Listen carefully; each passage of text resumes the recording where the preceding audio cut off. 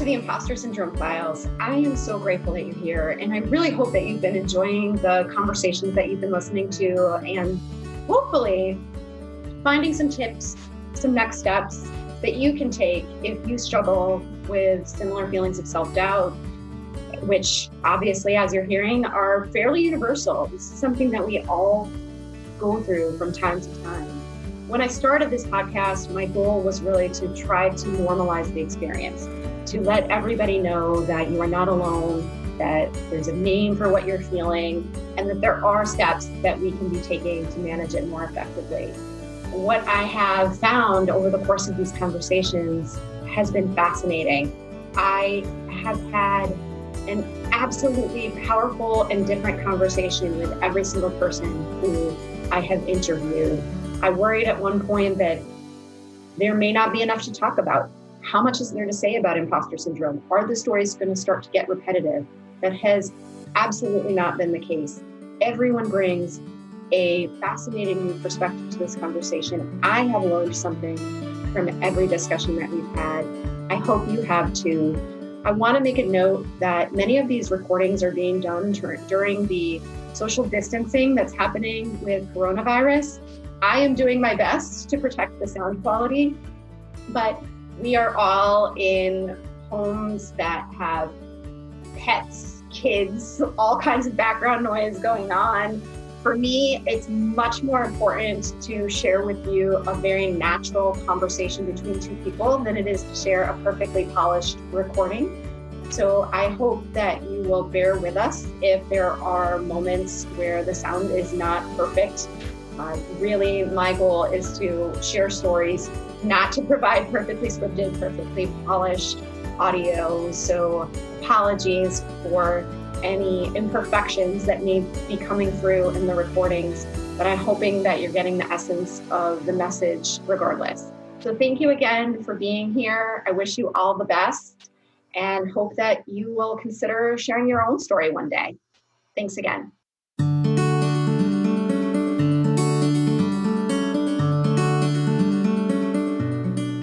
Welcome, Marilyn. I am so excited to be talking with you today. I know you and I have gotten to know each other a bit over the last few months, and I'm really looking forward to this conversation. I'd love to start by asking you to tell us a little bit about yourself. Oh, well, Kim, first of all, let me thank you. I'm just so happy to be here to join you in your podcast. I own my own company, and it's called Mediatude. It's a communication company specializing in brand marketing, education, business presentation skills, and media coaching. And I do a lot of extra communication workshops and seminars tailored to my audiences so that they can learn how to communicate and market their messages successfully. Over the years, I have one very special interest of mine is helping women in the workplace especially communicate successfully with their male colleagues and male clients. So I developed a workshop called WomenSpeak, which covers a number of points to help them.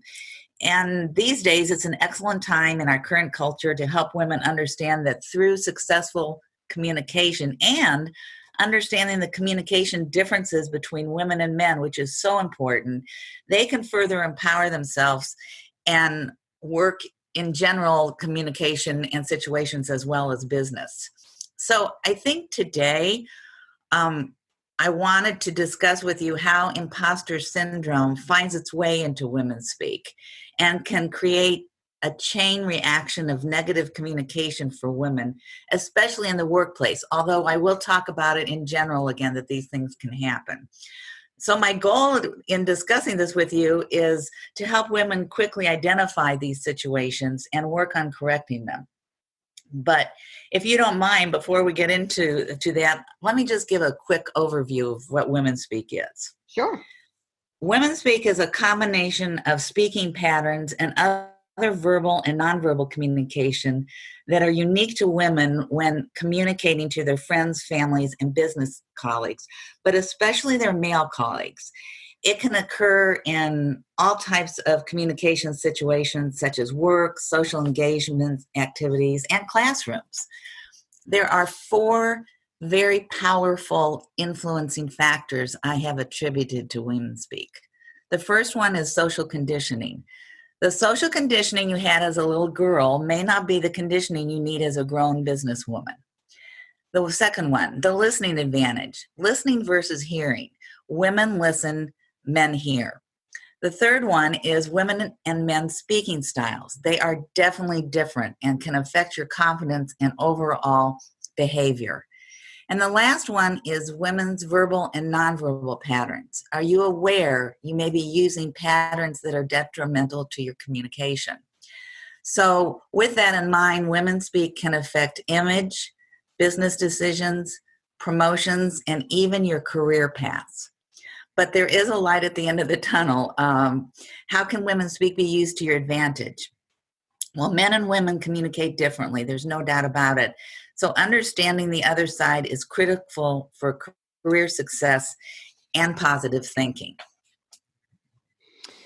That's great. I'm really looking forward to having a more in-depth conversation about what you call WomenSpeak, because I think it's really relevant to this whole conversation of imposter syndrome. And so to get us started on that, what does imposter syndrome mean to you, and how in the context of WomenSpeak, which you just described, can it affect us as we advance our careers?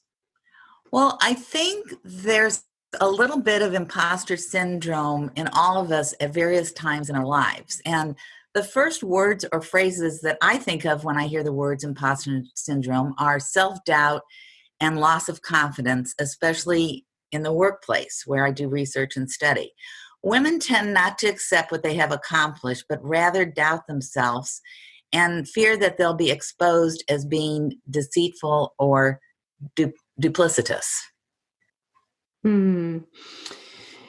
Yes, I would agree with you on that for sure.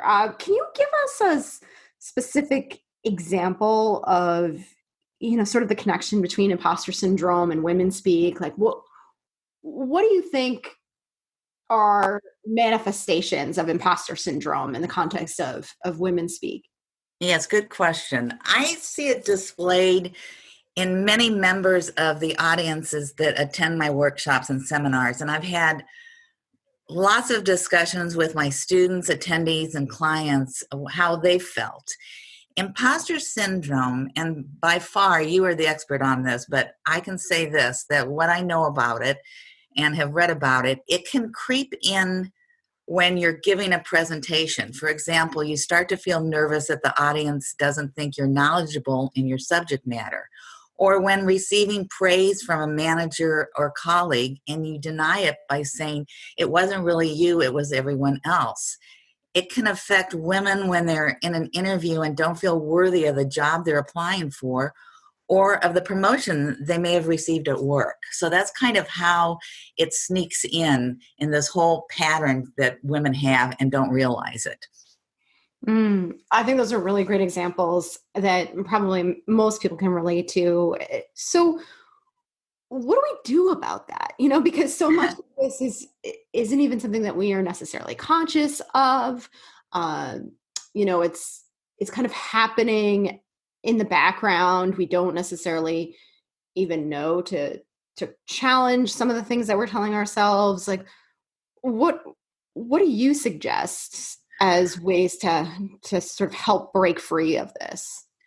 Well, one of the things that I've done because I'm really interested in this syndrome since getting to know you and talking to you, and even before then. And also, I'm interested in helping women get out of this pattern they're in. So one of the things I've done is I've done a lot of research and put together a list of 13 tips that I call WomenSpeak negative patterns.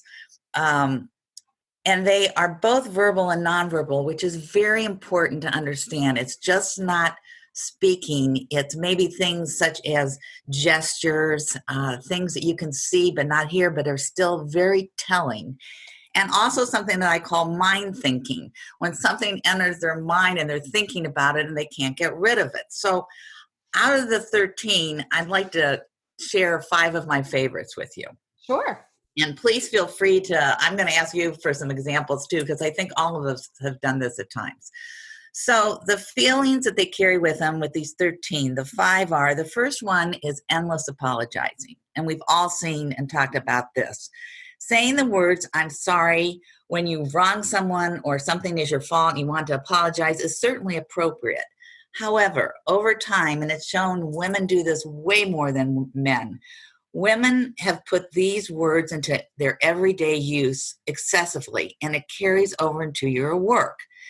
The two best examples that I can think of in saying and apologizing profusely is, here's an example. You're at the grocery store, and when many of us used to be able to go in the grocery store, which we can't do right now, and during this COVID-19, the grocery carts, you're standing there in a narrow aisle, you have your grocery cart, somebody is trying to get by you, and all of a sudden you're blaming yourself that this is a position. Oh, I'm so sorry. Oh, yes. And then the person says, I need to get through. Oh, I'm sorry.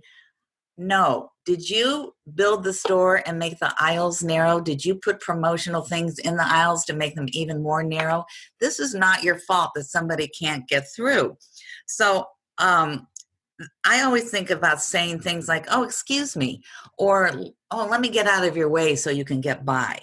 The other big example is if you're at the gym and the lockers, you're in the locker rooms, and you know how the lockers fold over to the next locker when you open it. Invariably, when you're in there and you're doing that, somebody comes in right next to you to that locker, and you say, I'm sorry, as if it's your fault that the lockers are built that way, and you opened it up and are in their way. You're not. So it's important to say, excuse me, in those situations, or something like I said before, oh, let me move so you can get by. Don't apologize, though, for your thoughts, your feelings, and beliefs. And don't apologize if someone bumps into you. That's not your fault. So I was interested, Kim, if you had some examples, or if you had something that you do that you think as an apology that you've noticed, or if you notice that you do that sometimes.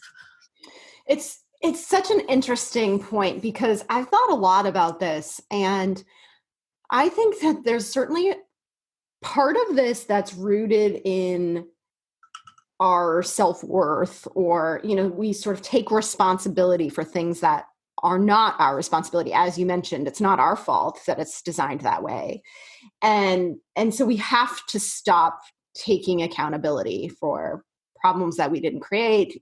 The other part of this that I think is interesting is that it's a very relational approach to interacting with other people. And so it's almost a way of smoothing out potential conflicts, or maintaining a positive relationship with somebody, as that, we sort of say, oh, I'm sorry, right? Or sorry to interrupt, but things that undermine us unintentionally, but what we're really trying to do is to come across as more collaborative or congenial, right? So we don't want to come across as overly aggressive, because we've been taught that that's not acceptable behavior in girls or in women.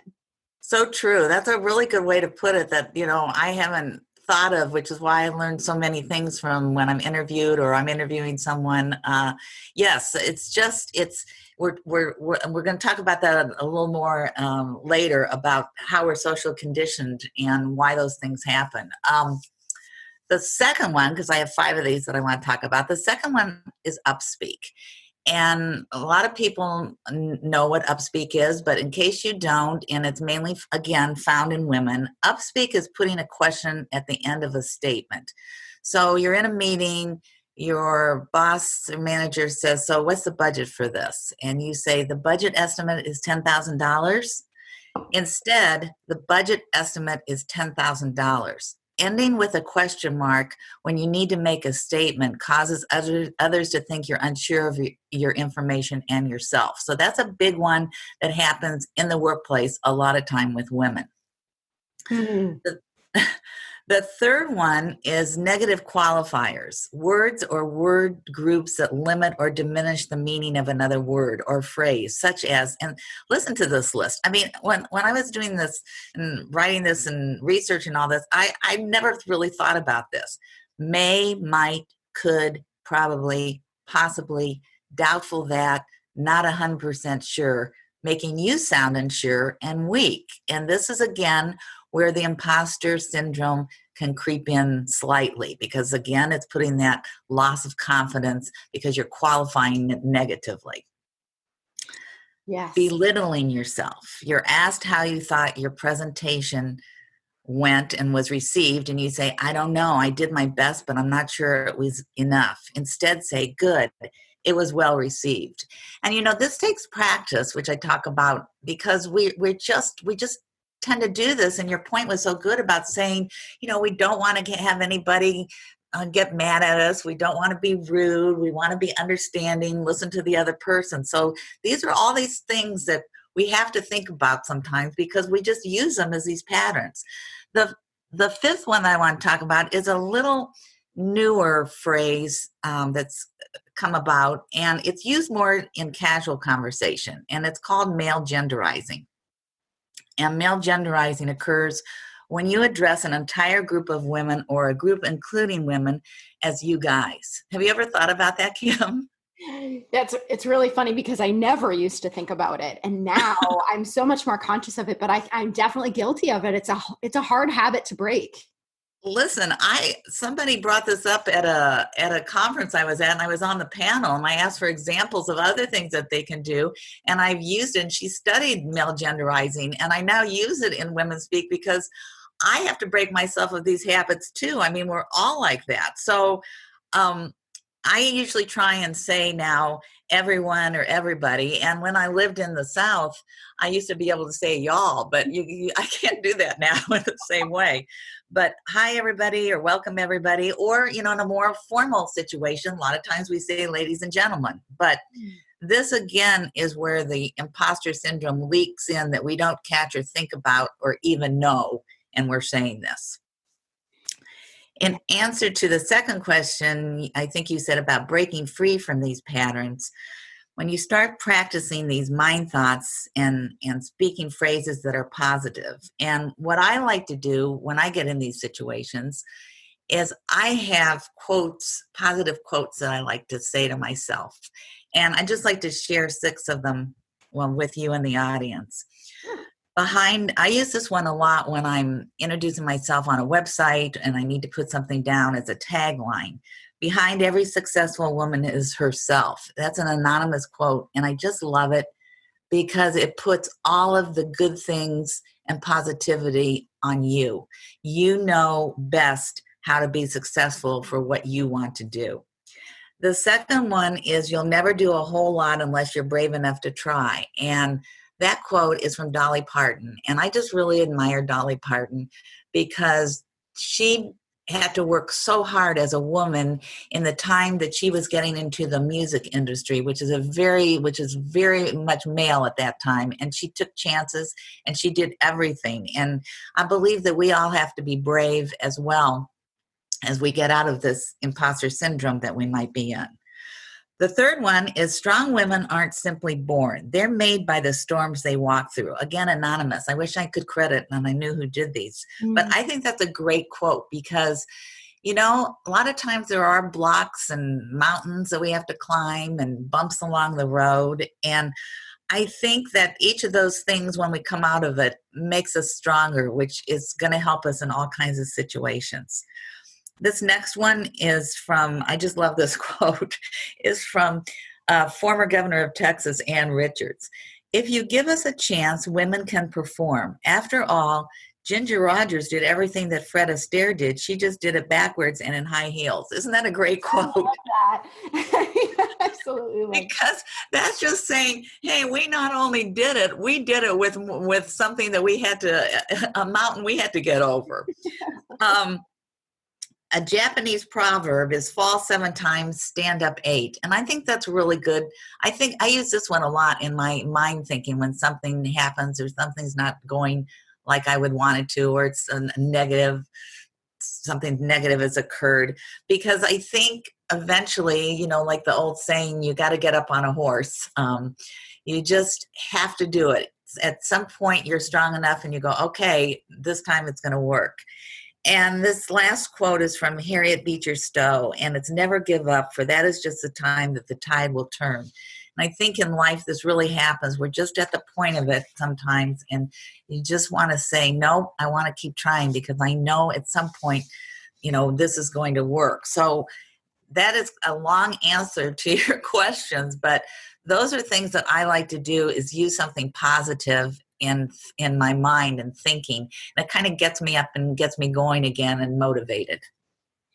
I love those quotes, and I love the idea of shifting to more positive thinking. I think it's a really powerful way to approach this. You've also got me thinking, because I was thinking when you were talking about the negative qualifiers and you're talking about belittling yourself, going back to this idea of being more relational in how we show up with other people. I think sometimes when we use those negative qualifiers in particular, where we show signs of hesitation, we don't make definitive statements, it's because we don't want to come across as so definitive and almost dictatorial in how we're expressing ourselves. We want to invite the possibility that there may be other ideas. And sometimes, because of the potential for backlash against women who overstep traditional gender norms, right, we may be afraid that if we say something too decisively, that we will be seen as too aggressive. And so we've learned through this just kind of unconscious conditioning that we go through that it's not always safe to assert our ideas in more definitive ways. And similarly, when we talk about belittling yourself, right, I think there is an awkwardness that comes when someone compliments you, and we sort of feel like, oh, I don't want to come across as braggy, right? Or someone says, exactly, yes, you did a great job on that. Oh, well, thank you. But because we're not comfortable being put on a pedestal. It's never been a safe thing. It may have been, and you and I talked a little bit about the book, That's What She Said, right? It may have been in that book actually where I got this whole idea about the ways in which boys and girls are conditioned differently. And I think she's the one who talks about the fact that boys bond by one-upping each other and sort of say, as one boy will say, hey, look what I can do. And then the other boy will say, oh yeah, you think that's great. Look what I can do, right? And they're always trying to outdo each other. Whereas with girls, that's not a safe thing to do. In girl peer groups, you'll be ostracized if you try to be better than the girls around you, right? Yeah, you want to stay in your little group. You better not be doing what little boys learn how to do. Exactly. And so I think some of these are sort of self-preservation mechanisms in some ways, because if we don't behave that way, then we experience backlash for being too strong, for being too aggressive. And so I think part of what I recommend for approaching this is to think about ways that you can honor the other person and still honor yourself, right? I was going to say, that's a great quote. I might have to borrow that. Oh, sure. We don't have to put ourselves down in order to make someone else feel better. We can balance, we can have balanced equations where we both feel good about ourselves. And since it is hard to see this in action when we're talking, especially if we're nervous, if we're in a meeting and we don't necessarily consciously hear all of the language that we're using, I think another good strategy for improving in these areas is to start with editing your written communications, to look for where you're using that language in an email or other kind of written communication. And because you have time to edit, right? So strip that out, reframe it in a more positive, less undermining way. That's a really good key message for all of us to learn and work on. And yes, because you are not under any kind of stress when you can look at something in the written word. So you can go through there and see if you've said anything. And there's a whole thing that we're not going to talk about today, but in business writing, how different women write than men, which is very interesting. Maybe that's our next podcast. Yeah, maybe I can have a follow-on. But I know I did kind of want to pick up on what you said about Joanne Lippman's book, because I know we had talked about some strategies, and you were talking about some of those, and she does talk about, Joanne Lippman wrote a book called That's What She Said, What Men Need to Know and Women Need to Tell Them About Working Together. And it's a good book, isn't it, Kim? It really is. But she talks about helping other women with something that she calls amplification in the buddy system. And I'm quoting her, this is her paragraph about this, where she says, women's ideas often aren't heard until they are repeated by a man who gets the credit. The solution, take a cue from the women of the Obama administration and, in quotes, amplify the original speaker by repeating her idea and ensuring that she is recognized for it. If you're the one who isn't being heard, enlist a colleague, even a male colleague. And I want us all to remember that success needs to include male mentors as well, or a female to amplify your ideas. Another strategy, she says, is since women are penalized if they talk about their accomplishments, they, along with easygoing men, can become each other's brag buddies. They can share each other's accomplishments with one another and then each tout the other's achievements to the boss. So, for example, I can give something that I'm going to do today. I'm going to post after this, we complete our interview and our podcast. I'm going to be posting on my different social media sites what a great time I had talking with Kim, what we talked about a little bit, how people can learn from this. And then I'm going to be suggesting some different maybe speakers that should be on her podcast, because she does such a good job, and we as the speakers learn how what we do evolves into things in imposter syndrome. So that right there is amplifying and bragging. And I think the other things that I like to do is I always like to be very positive and congratulatory when people I know, former colleagues or friends, have completed something that's hard for them to do. Just in general, when I hear from them or others about a positive outcome. I have someone I hired as a intern when I was working for another company, and now she's in a great position and works with media. And she emailed me not too long ago. I got the New York Times to do an interview with our CEO. And, I wrote back and said, I knew you could do that. That is fantastic. Make sure you send me a copy of that. And that's what I think we have to do more of with women, and we don't seem to do it. So I've started doing that, and I feel really good about it when I do it. I love that, because first of all, there's so many positives to that. But first of all, I think that by setting that example, it becomes contagious, right? Because other people experience the positive impact of being on the receiving end of that, and they appreciate it and want to reciprocate with others. So it creates a more positive culture. I also think, to your point, it makes us feel better. And one of the things I always say about an antidote to imposter syndrome or to confidence challenges more generally is to focus on helping others. When we are adding value, serving others, we're out of our own heads. We're not thinking about ourselves and the things that we don't do well. We're in service to other people using our unique strengths and skills, and it's just a natural confidence booster.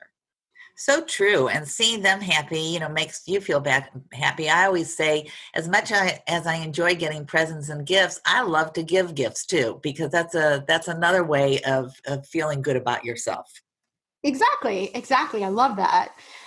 Let's talk a little bit about work environments. What effects, whether positive or negative, do you think that work environments have on confidence in this conversation that we're having? Well, it's huge, and there's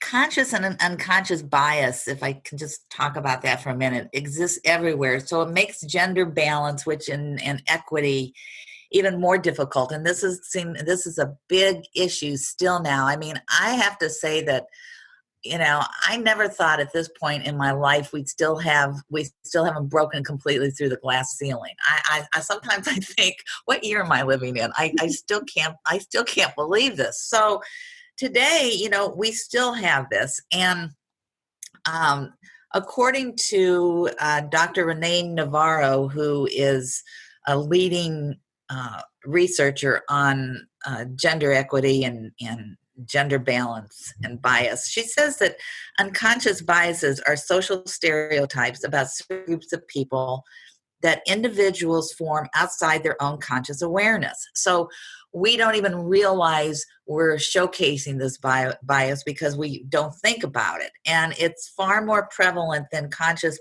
prejudice and often incompatible with one's conscious values.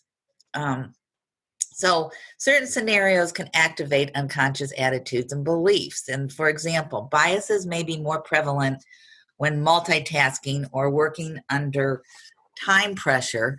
So someone with imposter syndrome, and I'd like you to comment after I say this, Kim, because again, you know and studied this for a long time, may be part of a group at work and feeling unsure of themselves to begin with. And now this added pressure of a culture or manager who displays this kind of bias, who doesn't even realize they're showcasing it, makes it even worse. So if you work with a mainly top-level males running the company with big egos, another negative effect on those with imposter syndrome could be the negative speaking patterns found in WomenSpeak that we discussed earlier. All that starts coming back. You don't want to say anything. You don't want to say anything wrong. You don't want to be too aggressive, assertive, like the good point that you made. So the workplace can just be very difficult at times. And it's, more and more people are trying to write like Joanne did about there are some great men out there and great leaders. And my advice is always, if you're looking for a new job or you're in an environment where you can see these kinds of things happening, get out of it.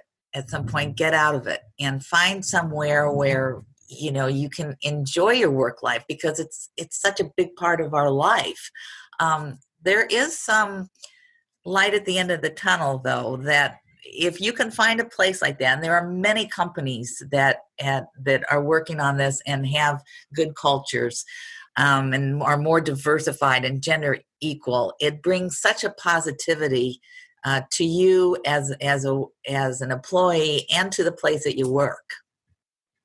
You're so right, Marilyn. I think that's an important point, and it's something that I talk a lot about as well, because the tendency for us to blame ourselves when we feel different from the dominant culture around us is a strong trigger of imposter syndrome. So if you look around, if you're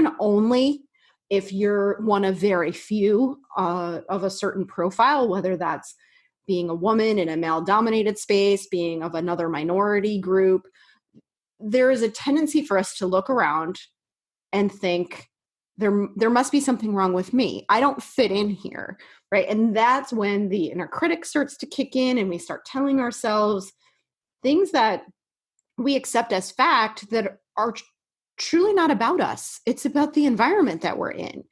And we have to be able to separate those things out. So to just kind of consciously tune into, is this an environment that aligns with my values? Is this an environment that allows me to be my best self? If I am not somebody who responds well to bullying and all kinds of artificial pressure, right? Can I do things in my own way with my team? If you can't answer those questions positively, then it's a really important signal that it may be time to start asking some bigger questions about what's next and what's going to be a better fit. And you're absolutely right that it's important to be on the lookout for those kinds of qualities and cultural values wherever you go, because it's the kind of information that's not available in a job description. It's typically not even something you can get at in any type of meaningful way in an interview, because everyone's on their best behavior, right? And then there are certain questions that you can't really ask in that setting. And so to really be thinking about other ways to get that, whether it's through informal networking contacts, checking some of the review sites, just anything that can help you to get at those intangibles is going to be really, really important. Yes, and wouldn't that be great? I love your comment. Wouldn't that be great if when you were researching, you went online and looked on a website and you could find out about the culture, the true reality of a culture, and you'd be able to immediately to check that one and say, no, I'm not going to even apply there. Exactly. But unfortunately, we don't have that yet. But I just think your point is so on that, and we're going to get into this a little bit next, I think, with how women immediately blame themselves. And I think, at work, like you said, they start thinking, well, what did I do wrong? And I would say in most relationships, and believe me, I'm not any kind of psychologist or anything, but I would think that's probably so true that women blame themselves many times in a relationship too. Oh, absolutely. You're absolutely right. So why don't we move to that point then and talk a little bit about what are some of the other parts of our backgrounds that you think influence this? Well, there's two areas that I really want to talk about. The first one is social conditioning, and the second one is women's and men's speaking styles, because I don't think people think about this enough. But let me begin with this great quote about social conditioning. Girls are taught to be perfect. Boys are taught to be brave. Stop crying. That's why girls never think they are good enough. It's the message we get from the day we're born. It drives me insane the way we're socialized. The most important thing is to be your authentic self. Meritocracy is important. That's one great thing about sports. It is objective. You either win or lose. Do you have any thoughts, Kim? I'm putting you on the spot of a woman who might have said this. Oh, that's You'll never forget it now when I say it. The wonderful Billie Jean King. You know what's funny? I was going to say Serena Williams, but it seems. Oh, you would have been best. It's so close. And what I do want to say is, we have improved with social conditioning, but you would think this quote would be from years ago when Billie Jean started. No, this is why social conditioning needs to still be out front, because this was only 3 years ago when she did an interview for the tennis movie Battle of the Sexes. Oh, wow. And when I saw that, I started thinking, before I saw when the quote was, I thought, well, it's true. Sports, you win or lose, but even in sports, it's still not even. It's still not equal with the soccer teams, women's soccer teams versus men. I mean, all kinds of things. So I don't want to be, I want to say it's improving, but we're not there yet. And this quote just says it all. So why does this still happening? Well, one theory is women are still conditioned socially from birth to act a certain way. I'd like to look at a few comparisons that Connie Glaser and Barbara Smalley, who are pioneer authors in sex role conditioning, put together in their book that was just recently updated, More Power to You, showing sex role conditioning for men and women, especially in the workplace. That's why this particular research is interesting, because it's just not about growing up, and it's about happening when you're socially conditioned and what happens to you later when you're in business. And so I'd like to go just through about 4 or 5 typical behavior from when you start out little as to when you grow into an adult. Typical of, go ahead. No, I was just agreeing. I think that's great. Okay, and if you can think of some more, or the audience can think of some, that would be a good thing, a good practice, an application to think about what else is there that we know that has happened to us. Typical of female behavior: prefers playing in small groups or in pairs where intimacy is the key. Typical of male behavior: prefers playing in large groups that are structured hierarchically. Typical of female behavior, thin-skinned, sensitive to criticism. I believe that is very true. Typical of male behavior, thick-skinned, expects criticism and views it as helpful. Typical of female behavior, emotional under pressure. Typical of male behavior, cool under pressure. Typical of female behavior, attributes success to luck. How many times I've seen that in the workplace. Typical of male behavior, attributes success to self, believes it, says I did it, and continues to talk about it all day. I added those last parts there. Typical of female behavior, hopes to be successful. This is a huge one. Typical of male behavior, expects to be successful. What do you think of those few behaviors of each other? Absolutely. I love that last one and that really important distinction between hopes and expects. And I think that is so true. We're always saying, women, I hope to do that. I hope to do that. Men grow up expecting to do it. And it's only natural that the language we use is going to influence how we think about ourselves. Yes. So even something as simple as substituting words like I expect for I hope, or, just using more definitive language, as we talked about before, can go a long way in strengthening how we think about ourselves. Absolutely. In summary from the authors, what happens when boys and girls grow up to become men and women in the workforce? Well, men fit in comfortably in their team structure. They grow up with that. And even though we do have Title IX and everything, it is still not quite the same. Women often don't know how to become a team player, especially if they grow up and they don't get into team sports. Men have no qualms about giving orders. Women are more uncomfortable with that and want everyone to agree. And that goes back to, Kim, to something you said early on about, we don't want to step over that line. We want people to like us. We don't want to get into any conflict. Men, and perhaps most importantly, men have qualms about giving orders. Women are more uncomfortable with that and want everyone to agree. And perhaps men expect to be successful, and when they are, they take full credit. And how true is that? Again, added words from what you said before about the last part about hope, and just one word can change everything. So again, we go back to the amplifying and buddy system, where women, on the other hand, hope to be successful. And when they are, they often attribute it to luck or the help of others. Now, let me say a caveat here. That's not to say when you work with a team and you do a great job and you learn there's no I in team, to say, I had a great team to work with. But when you're saying it that way, you're not giving credit to everybody. So that's kind of a way that I've come to believe that women should accept, compliments and doing that. You're still giving credit, but you're not saying, well, my team did it all, which we tend to say. Yes, you're right. I do think that we have trouble owning our own part in our success, which is why we do attribute it to luck. And one of the things that I've been talking about lately is a conversation I had recently with a woman where we were talking about gratitude, which you and I just happened to be talking about before we got on this recording, right?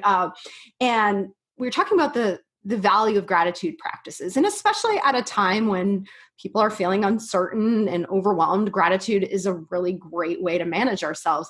But we added a twist that I thought was really helpful for women who have a tendency to not take credit for their own work, which is in the practice of documenting what you're grateful for, add a note about what contribution you made, or, what's something you did that created that situation that you're grateful for, right? Because, if we use an example of, I'm so grateful that we have food on the table and that we don't have to worry, right?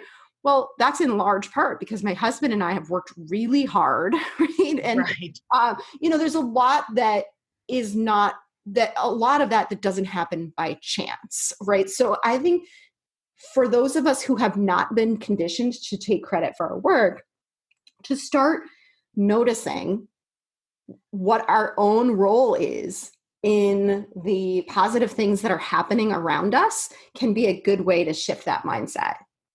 Terrific point, because it's just not there, and it's not there for women because we're not conditioned to think that it's there. That's right. And Exactly.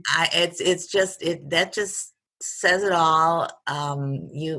People will say, I'm sure, like to you and me, well, look what you've gotten to where you are, and you've done this and you've done that. And I've started saying, well, I worked really hard to get here, and I think that's a really good thing to say for yourself, because you're saying the truth and you're saying it about yourself. And I think that gives you some more positivity. So I love that point to think about. And I think that's a great way to do it, in terms of you're grateful, but hey, I had something to do with this. Right. Exactly. And I have thoroughly enjoyed this conversation, Marilyn. I feel like you and I could keep talking for hours. But as we wrap up, I wanted to ask you a couple of final questions, which is, what motivated you to want to have this conversation today about this connection between imposter syndrome and WomenSpeak? And what are you hoping people will take away from it? Great question. I wanted to make the connection between WomenSpeak and imposter syndrome to help our audience, women and men, have the knowledge to not blame themselves for how they feel or react to situations, but understand why they feel that way and how they can work on eliminating some of these factors. So it helps partners and family members too to help each other if they have some positive thinking to provide and uplift when the time is necessary. My takeaway, Kim, is I hope that they'll believe in their self-worth.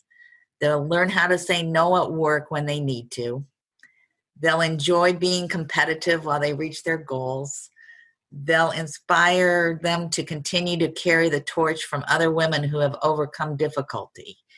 And I hope they will be kinder to themselves, practice some of the ideas and tips that we briefly discussed today, and remember the line that I like to always close my WomenSpeak seminars with, that they are braver than they believe, stronger than they seem, and smarter than they think.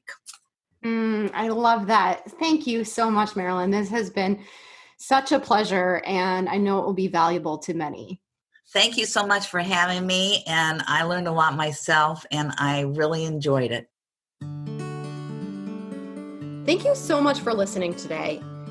If you enjoyed it, please subscribe and share it with other women who can benefit from this conversation. Before we go, I want to share some additional resources with you. If you struggle with imposter syndrome and you want to manage it more effectively, I invite you to join my free Imposter Syndrome online challenge. Every day for 7 days, you'll get an email with self-reflection questions and exercises to help you better understand your own experience with imposter syndrome and how to navigate it more effectively. To join the free challenge, visit executivecareersuccess.com/imposter-syndrome-challenge. When you sign up, you'll immediately receive your first message. Also, if you're interested in joining a community of women who engage in candid conversations that generally aren't happening elsewhere, I invite you to join my Leading Women discussion group. On the first and third Thursday of every month at 12 p.m. Eastern, we meet virtually over Zoom to talk about questions or challenges related to career management, leadership development, and any other relevant topics such as imposter syndrome and confidence. It's always a great discussion with a great group of women. If you want to check it out, you're welcome to be my guest on a future call. Just reach out to me at kim@executivecareersuccess.com and I will share the call details with you. And if you want to join my newsletter to receive tips, insights, and updates, text Leading Women, all one word, to 66866. Finally, consider telling us your story. contact me to learn more about how you can be a guest on the Impostor Syndrome Files. Thanks again, and have a wonderful day.